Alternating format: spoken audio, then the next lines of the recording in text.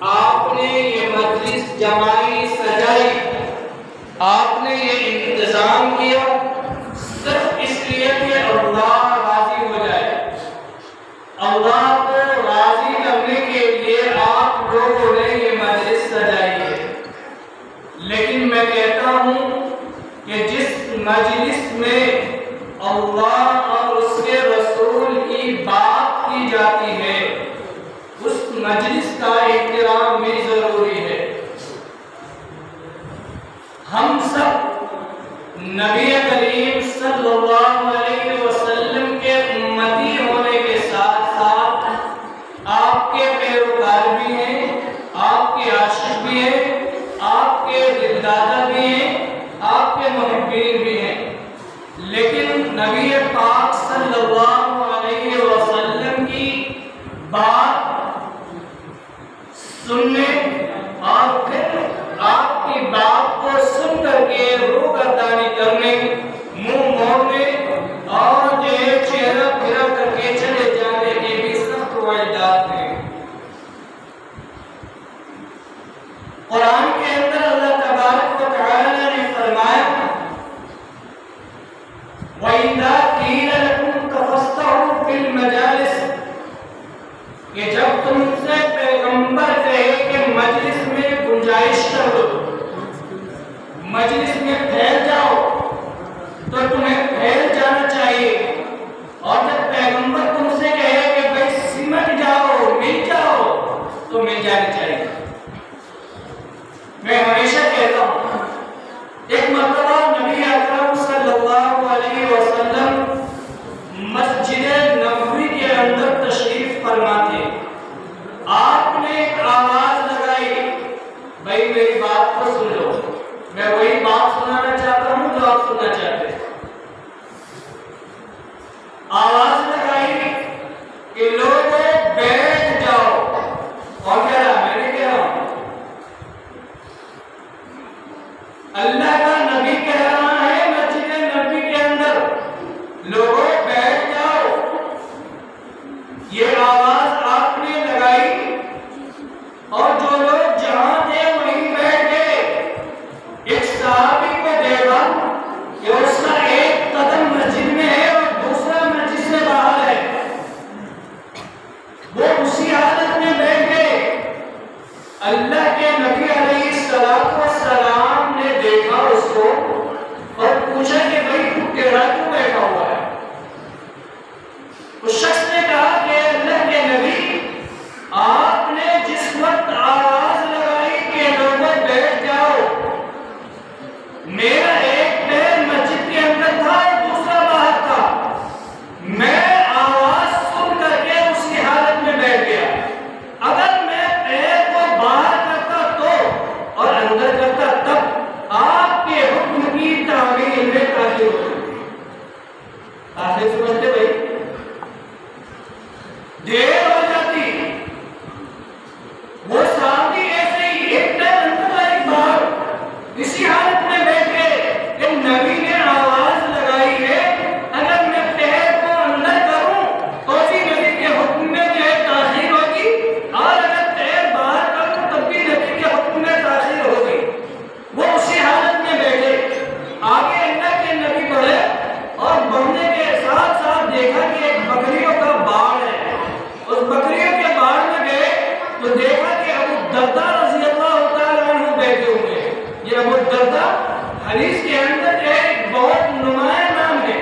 یہ ابو الدرداء جو ہے صحابی رسول ہے، اللہ کے نبی کے صحبت یافتہ ہے۔ حدیث کی کتابوں میں بھی ان سے بہت ساری روایتیں منقول ہیں۔ یہ ابو الدرداء کو دیکھا کہ بکریوں کے بیچ بیٹھے ہوئے ہیں۔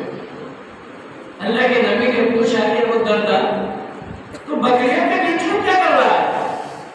ابو الدرداء نے جواب دیا کہ اللہ کے نبی جس وقت آپ نے آواز لگائی اس وقت میں اس بکریوں کے باڑ میں ہی تھا، آپ کی آواز سنی اور میں بیٹھ گیا۔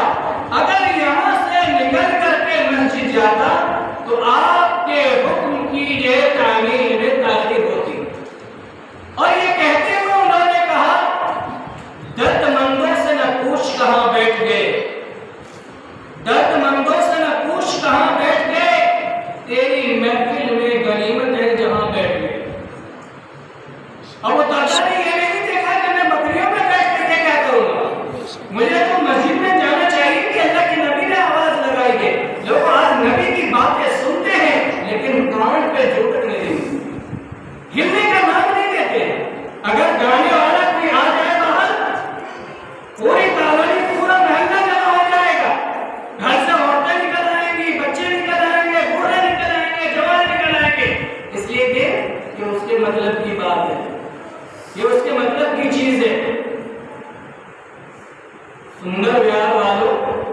بہت ہی سندر ہو آپ لوگ، بہت ہی سندر ہو. اس مجلس میں جانے پر اللہ کا انعام نہیں ملے گا. ایسی مجلسوں میں بھیڑ جمانے سے اللہ کا انعام نہیں ملے گا. اگر اللہ کا انعام ملے گا تو ایسی مجلس میں جہاں پر اللہ اور اس کے رسول کے لیے وہ مجلس سجائی گئی، وہ مجلس بنائی گئی ہو. یہاں پر صرف اللہ اور اس کے رسول کی بات ہو رہی ہے. اس کے علاوہ نہ تو رامائن کی بات ہو رہی ہے نہ گیتا کی بات ہو رہی ہے، بلکہ اللہ اور اس کے رسول کی بات ہو رہی ہے، قرآن کی بات ہو رہی ہے، حدیث کی بات ہو رہی ہے. قرآن کی بات سنیں گے، قرآن کی بات سنیں گے، اس بات کے سننے پر کیا ثواب ملے گا. قرآن کی بات سن کر کے اس پر عمل کریں گے، اس عمل کے بدلے اللہ انعام دے گا. عمل کر کے جو نیکیاں جمع کریں گے، ان نیکیوں کے بدلے اللہ جنت دے گا. بات چل رہی تھی کہ بھئی آج کی رات یہ بہت ہی مبارک رات ہے.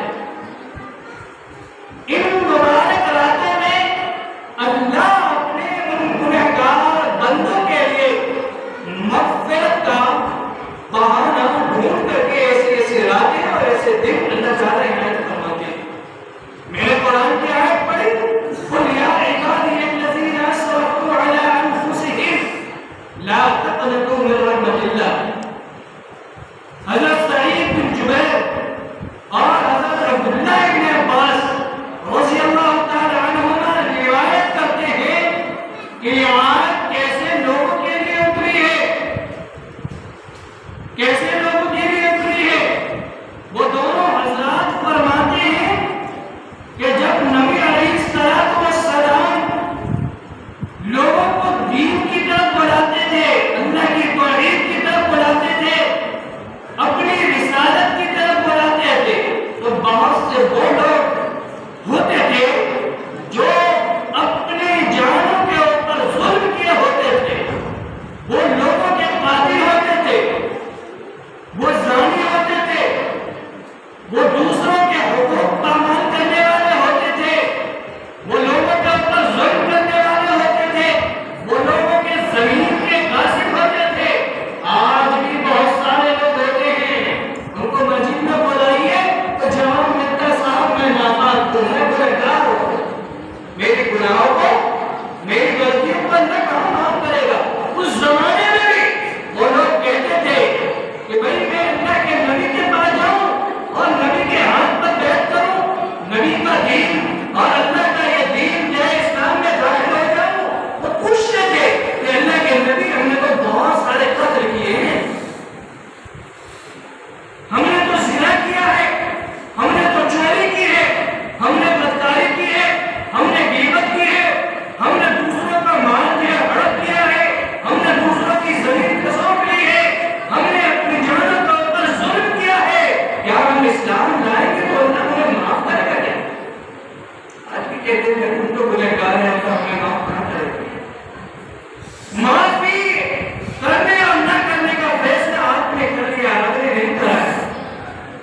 آپ نے اپنی غلطیوں کے دیکھتے ہوئے یہ فیصلہ کر لیا کہ اللہ مجھے معاف نہیں کرے گا. آپ نے خود فیصلہ کر لیا، اللہ کی رحمت نہیں دیکھی آپ نے. جب وہ صحابہ آتے تو اللہ کے نبی سے پوچھتے، اللہ کے نبی اگر ہم اسلام قبول کر لیں، مذہب اسلام میں داخل ہو جائیں، اللہ ہمارے پچھلے گناہوں کو معاف کرے گا یا نہیں کرے گا؟ رسول اللہ صلی اللہ علیہ وسلم فرماتے، تسلی دیتے، اے لوگوں جب تم اسلام قبول کر لو گے، ایمان میں داخل ہو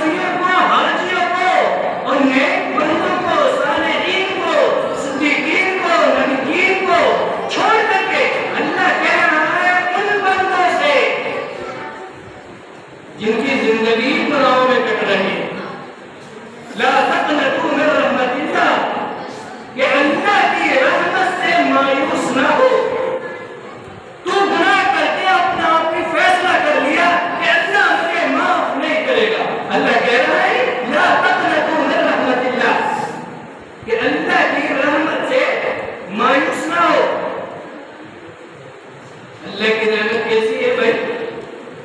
اللہ کی رحمت نہیں دیکھی. اللہ خود کہہ رہے ہیں لا تقنطوا من رحمت اللہ ان اللہ یغفر الذنوب جميعا. اللہ کو گناہوں کو ایسا معاف کرنے والا ہے، اتنے گناہوں کو معاف کرنے والا ہے کہ تمہارے گناہ سمندر کے جھاگوں کے برابر ہو، درخت کے پتوں کے برابر ہو، دنیا میں ذرات کے برابر ہو، ریت کے برابر ہو. اللہ نے یہ نہیں کہا کہ بوری بھر کے گناہ ہو، اس لیے کہ اللہ جانتا ہے اور آپ بھی جانتے ہیں کہ اللہ نے اس کائنات کو بنانے کے بعد اس کائنات کے صرف ایک تہائی حصے میں انسانوں کی آبادی ہے اور 3 حصوں میں پانی ہے. 3 حصوں میں ہوتے بھائی صاحب ہوتے پانی ہے اور ایک حصے میں آبادی ہے. اگر اللہ یہ کہتا کہ بھائی دنیا کے درختوں کے پتوں کے برابر اگر تمہارے گناہ ہوتے تو میں معاف کر دیتا. درخت ظاہر سے بات ہے سمندر میں نہیں اگتے، درخت جو ہے زمین پر اگتے ہیں، پہاڑ میں اگتے ہیں. تو اللہ نے کہا کہ بھئی تمہارے گناہ سمندر کے جھاگوں کے برابر ہو تب بھی میں تمہارے گناہوں کو معاف کر دوں گا. ان اللہ یغفر الذنوب جميعا انہ هو الغفور الرحیم. اور وہ تو گناہوں کو معاف کرنے والا ہے. کیسے گناہگاروں کو معاف کرتا ہے بھائی؟ بے شمار واقعات احادیث کے اندر، تاریخ کی کتابوں کے اندر موجود ہے کہ اللہ ایسے ایسے لوگوں کو معاف کر دیتا ہے کہ وہ اپنا آپ کو جو ہے معافی کے قابل نہیں سمجھتا. بنی اسرائیل کے اندر ایک شخص تھا، اس نے 99 قتل کیے، 1 نہیں، 2 نہیں، 3 نہیں، 10 نہیں، 20 نہیں. کتنے قتل کیے؟ 99 قتل کیے. اور 99 قتل کرنے کے بعد اس کے دل کے اندر جو ایمان تھا وہ جاگا اور اس کو یہ فکر ہوئی کہ چلے اللہ کی راہ میں نکل کر کے دیکھتے ہیں کوئی اللہ والا مل جائے جس سے میں یہ مسئلہ حل کرا دوں کہ 99 قتل کرنے کے بعد 99 قاتل کیا اس کو معافی کے لیے اللہ کے یہاں کوئی دروازہ ہے یا نہیں ہے؟ ایک ملا جی کے پاس چلے گئے، اس نے کہا بھائی میں نے 99 قتل کیے ہیں، 99 قتل کیے ہیں، کیا اللہ کے یہاں میرے لیے معافی کا کوئی دروازہ ہے؟ اس نے کہا کم بات دیں گے، 99 قتل کر دیے اور پھر معافی کا دروازہ ڈھونڈتا ہے، تیرے لیے معافی کا کوئی دروازہ نہیں ہے. وہ بیچارہ لاچار مجبور ہو کر کے کہا کہ ٹھیک ہے بھائی اگر میرے لیے معافی کا کوئی دروازہ نہیں ہے تو 99 نہیں 100 پورے کر دیتا ہوں. اس کی گردن اڑا دی، اس کی گردن اڑا دی. کتنے ہو گئے؟ 100. 99 کا قاتل نہیں، 100 کا قاتل. لیکن وہ اللہ کی رحمت سے پھر بھی مایوس نہیں ہوا، وہ پھر بھی سوچ رہا ہے کہ کہیں نہ کہیں معافی کا دروازہ تو ہے. وہ آگے بڑھتا ہے اور ایک مولانا کے پاس جا کر کے پوچھتا ہے کہ مولانا صاحب میں نے 1 نہیں 2 نہیں پوری سنچری لگائی ہے، 100 قتل کیے. اب میں یہ سوچتا ہوں کہ اللہ تمہیں معاف کرے گا یا نہیں کرے گا. میرے لیے معافی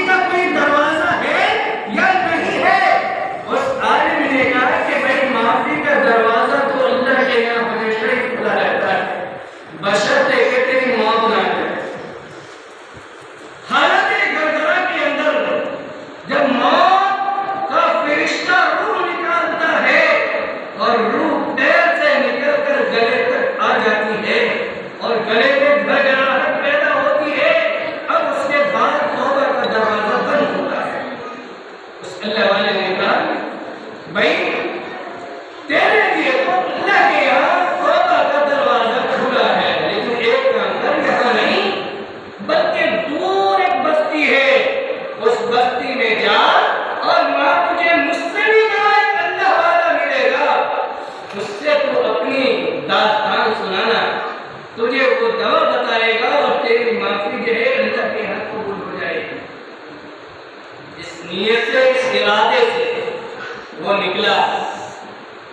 نکلتے ہوئے جب بستی کے قریب پہنچا، بلکہ بعض تاریخ کے کتابوں میں لکھنے والے نے لکھا کہ بستی کے وہ بیچوں بیچ پہنچا، اللہ نے موت کے فرشتے کو بھیجا کہ جاؤ اس کی روح نکال لو۔ اور جب روح نکالنے کا وقت آیا تو وہ شخص زمین پر لیٹ گیا، اور لیٹنے کے بعد اپنے ہاتھ کو لمبا کیا۔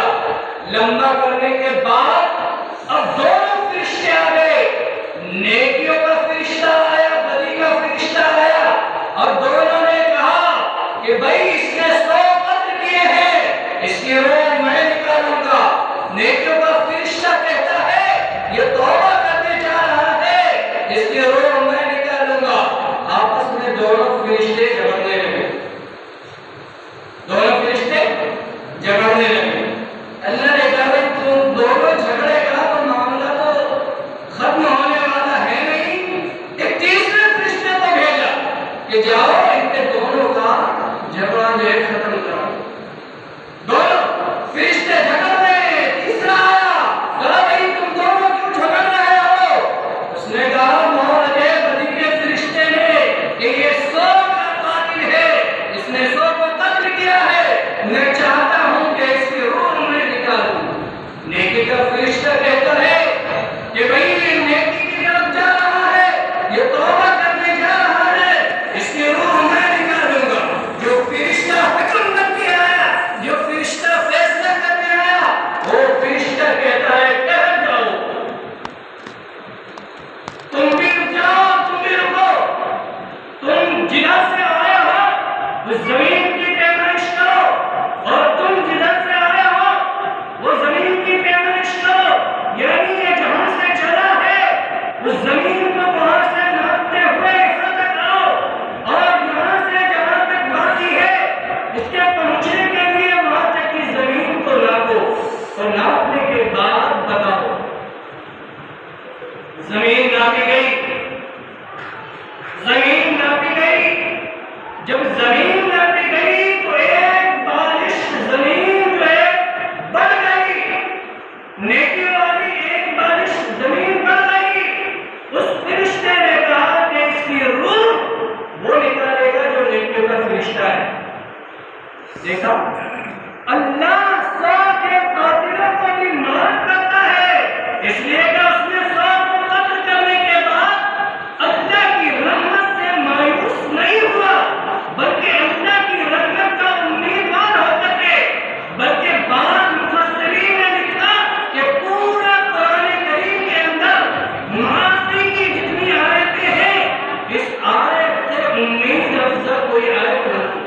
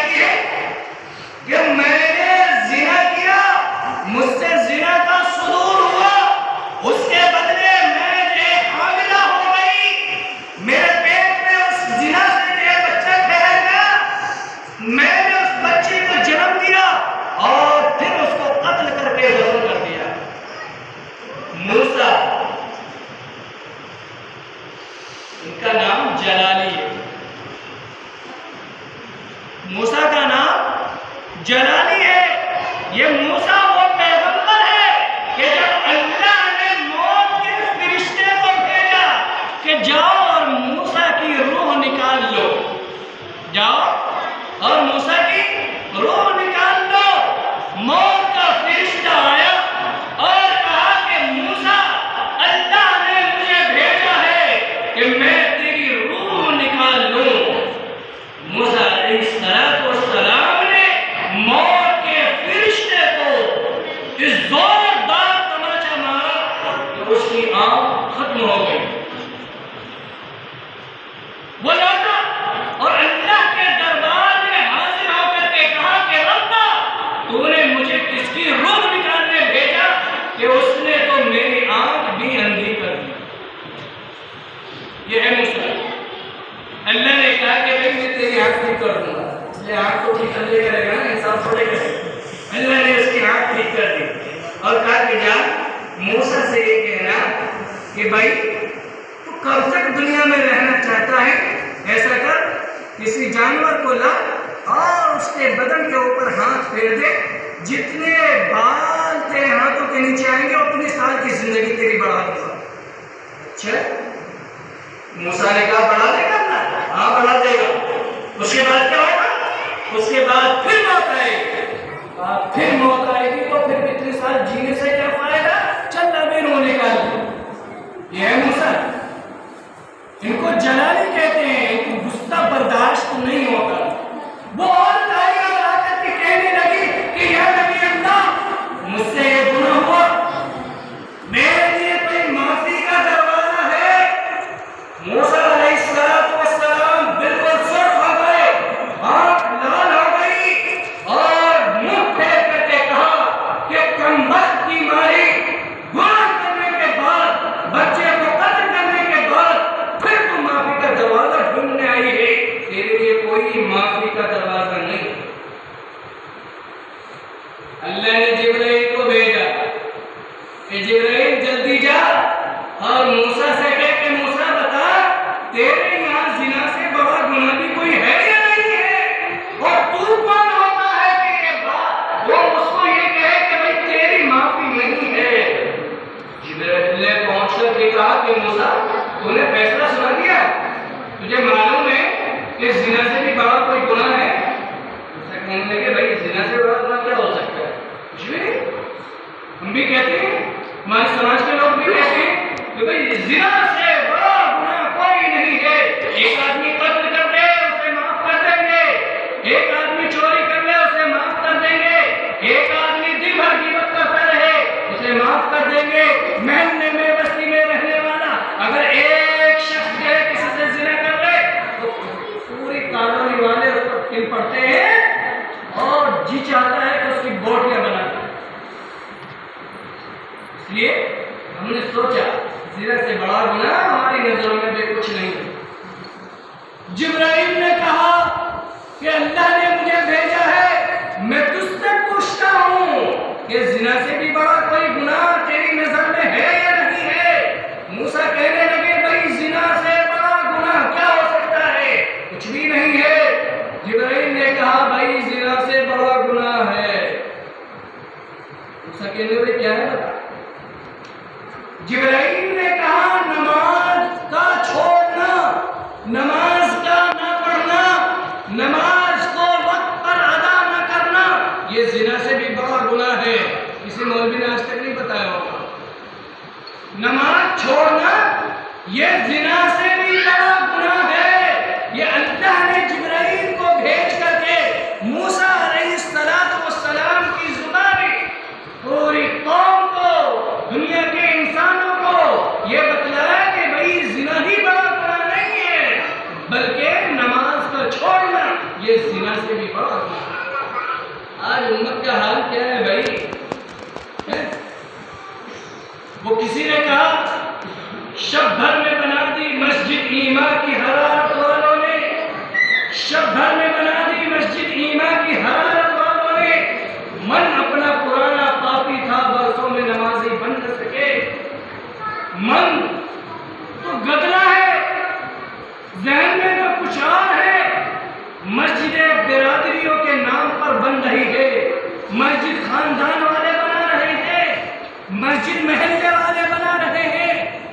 وہ مسجدیں نمازیوں سے ویران ہے۔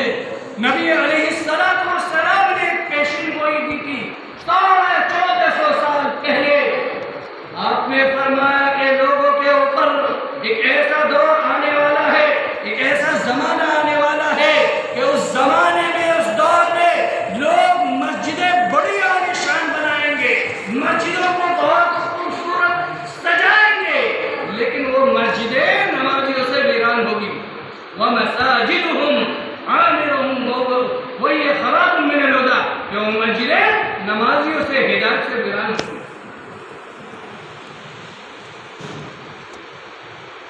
سینکڑوں گھر ہوتے ہیں لیکن مسجد میں نمازی گنتی کا ہوتے ہیں، گنتی کے۔ امام صاحب نماز پڑھانے سے پہلے گن لیتے ہیں کہ کتنے لوگ نمازی ہیں، اور کالونی میں سینکڑوں کی تعداد میں گھر ہوتے ہیں۔ بعض کالونیوں میں جو ہے بھائی ہزار گھر ہیں، بعض کالونیوں میں 200-400 گھر ہیں، اور مسجدوں کے اندر 2-4 نمازی ہیں۔ ہم نے یہ سوچ لیا بھائی جو نماز پڑھ رہے ہیں نا وہی ہماری بخشش کروا دیں گے۔ قرآن کہتا ہے وَلَا تَزِرُ وَازِرَةٌ وِزْرَ أُخْرَىٰ، کہ لوگوں یہ بھول نکال دو دماغ سے، کوئی کسی کا بوجھ اٹھانے والا نہیں ہے، ہر آدمی اپنا بوجھ خود اٹھائے۔ وَلَا تَزِرُ وَازِرَةٌ وِزْرَ أُخْرَىٰ۔ میرے دوستو، آج کی رات یہ معافی کی رات ہے، آج کی رات یہ برکت کی رات ہے۔ اس رات کے اندر اللہ تعالیٰ کی رحمت بہانہ ڈھونڈتی ہے کہ اللہ تعالیٰ جو ہے اپنے بندوں کو معاف کرنا چاہتا ہے۔ بعض روایتوں کے اندر ہے کہ اللہ آسمانی دنیا پہ آ کر آواز لگاتا ہے، اے لوگوں تمہیں معافی چاہیے، آؤ میں معاف کرنے والا ہوں۔ اے لوگوں تمہیں روزی چاہیے، آؤ میں روزی دینے والا ہوں۔ اے لوگوں آؤ تمہاری بیماریوں سے شفا چاہیے، میں شفا دینے والا ہوں۔ رب تو ہمارا پکار کر کے کہہ رہا ہے، اے میرے بندو آؤ، قُلْ يَا عِبَادِيَ الَّذِينَ أَسْرَفُوا عَلَىٰ أَنفُسِهِمْ، تم نے اپنی جانوں کے اوپر ظلم کیا ہے، آ جاؤ میں معاف کرنے والا ہوں۔ لا تقنطوا من رحمت اللہ، اللہ کی رحمت کو آپ نے سمجھا نہیں۔ اللہ کی رحمت کوئی مٹھیوں میں آنے والی نہیں ہے، اللہ کی رحمت جو ہے جھولے میں آنے والی نہیں ہے، اللہ کی رحمت تو بہت وسیع ہے۔ اللہ بڑے بڑے گناہوں کو معاف کرنے پر آئے تو منٹوں میں معاف کر دیتا ہے۔ آج کی رات سب کی معافی ہے، لیکن آج کی رات میں بہت سارے بد نصیب وہ ہے جن کی معافی نہیں ہوتی، جن کی معافی نہیں ہوتی آج کی رات میں۔ ان میں سے ایک مشرک ہے جو اللہ کی ذات، اس کی صفات میں کسی کو شریک کرتا ہو، والدین کا نافرمان ہے، شراب پینے والا ہے، زناکار ہے، کینہ رکھنے والا ہے، ایسے لوگوں کی معافی نہیں ہوتی ہے۔ لیکن شرط یہ ہے کہ اگر توبہ کر لو تو اللہ اسے بھی معاف کر دے گا، لیکن شرک کو معاف نہیں کرتا۔ قرآن کہتا ہے ان اللہ لا یغفر ان یشرک بہ ویغفر ما دون ذلک لمن یشاء، اللہ شرک کو معاف نہیں کرے گا، باقی جن گناہوں کو چاہے گا معاف کرے گا۔ تو بھائی مسلمان ہیں، شرک تو نہیں کرتے، البتہ دوسرے گناہ تو کرتے ہی ہیں، ایسے گناہوں کو تو اللہ معاف کرنا چاہتا ہے۔ اللہ کی رحمت بہانہ ڈھونڈتی ہے، اور اللہ نے ہمیں یہ بہانہ دیا۔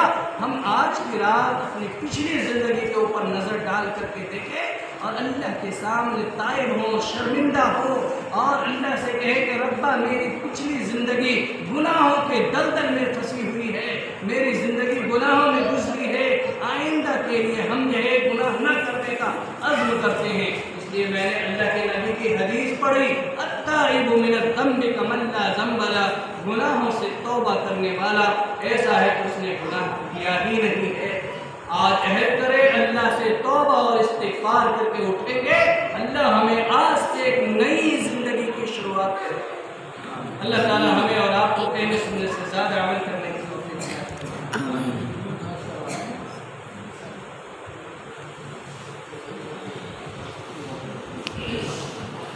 درود شریف پڑھ لے بھائی۔ اللہم صلی علی محمد